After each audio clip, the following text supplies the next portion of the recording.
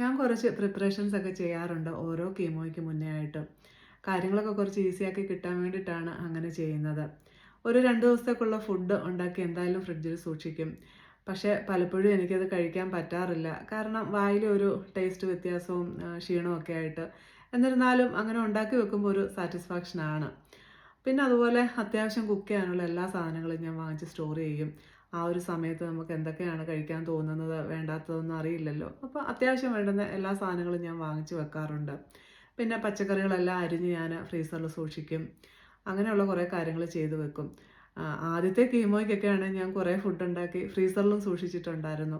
പക്ഷേ അതിൻ്റെ ഒന്നും ആവശ്യം നമുക്ക് വേണ്ടി വന്നില്ല. ദൈവം അനുഗ്രഹിച്ച് എഴുന്നേറ്റ് നടന്ന കാര്യങ്ങളൊക്കെ ചെയ്യാൻ പറ്റിയിട്ടുണ്ടായിരുന്നു. അന്നൊരു ടെൻഷനാണല്ലോ എന്തായിരിക്കും കീമോ കഴിഞ്ഞുള്ള സ്റ്റേജെന്ന് ആലോചിച്ചിട്ട്. അതുകൊണ്ടാണ് അങ്ങനെയൊക്കെ ഉണ്ടാക്കി വെച്ചത്. ഇപ്പോഴും ഞാൻ ഓരോ കീമോയ്ക്ക് പോകുമ്പോഴും ഈ ഒരു രീതി തന്നെയാണ് കണ്ടിന്യൂ ചെയ്യുന്നത്. ഫുഡ് ഉണ്ടാക്കി വെക്കും, എല്ലാ പ്രിപ്പറേഷൻസും ചെയ്ത് വെക്കും. അങ്ങനെ ചെയ്ത് വെച്ചിട്ട് ഹോസ്പിറ്റലിലോട്ട് പോകുമ്പം ഒരു സംതൃപ്തിയാണ്. ഒരു ഹാപ്പിയാണ്. കാരണം എല്ലാം ചെയ്ത് വെച്ചിട്ടുണ്ടല്ലോ കാര്യങ്ങളൊക്കെ. ഇനിയിപ്പോൾ കീമോ കഴിഞ്ഞ് വന്ന് 2 ദിവസം ഒന്ന് കിടന്നാലും നമുക്ക് ബുദ്ധിമുട്ടില്ലല്ലോ എന്നാലോചിച്ചിട്ടുള്ള ഒരു സാറ്റിസ്ഫാക്ഷൻ. അതാണ് മെയിനായിട്ടും ഉള്ളത്.